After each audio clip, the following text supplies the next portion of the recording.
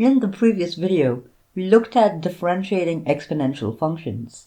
We got our result of dA to the x equals a to the x ln of a dx. We discovered the number e such that ln of e equals 1, but we don't actually know that much about the function ln itself. We get an interesting result if we take ln of e to the x. Using the limit formula for ln of x, we end up with the limit as h tends to 0 of e to the x all to the h minus 1 all divided by h. Using exponential laws, e to the x all to the h simplifies to e to the xh.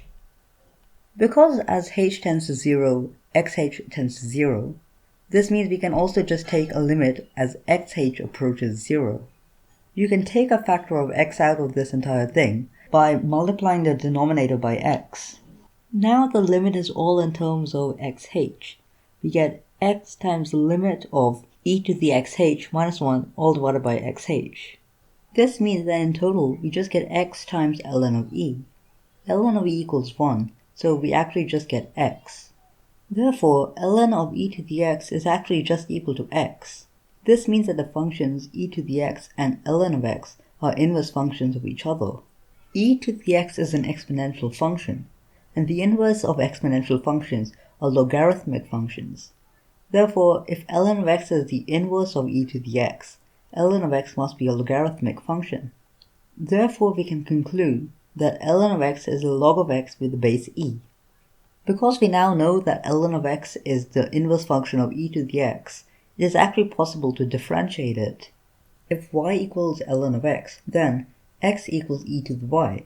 Differentiating both sides, we get dx equals e to the y dy. We know e to the y is just x, so this can also be written dx equals x dy. Moving x to the other side, we get dy equals dx over x. Using log laws, we can use this to also differentiate other logarithmic functions. Because ln is a logarithmic function, it obeys all the log laws other logarithmic functions obey. So say we want to differentiate the logarithmic function log of x to the base a. This actually just equals ln of x divided by ln of a. Because ln of a is a constant, we can just take that out with a differential, and we get d ln of x divided by ln of a. This in total gives us dx on x ln of a. It's interesting because both the differential of the exponential functions and logarithmic functions contain an ln of the base of them in their differential. This means that the ln function is pretty important in calculus. Now we know how to differentiate many types of functions, such as logarithmic functions, exponential functions, trigonometric functions, polynomials, and so on. The next video will show how to differentiate stacks of functions acting on each other. It will be on the chain rule, what I call differentiation by substitution. So like this video if you enjoyed it, and subscribe if you don't want to miss the next video. Bye!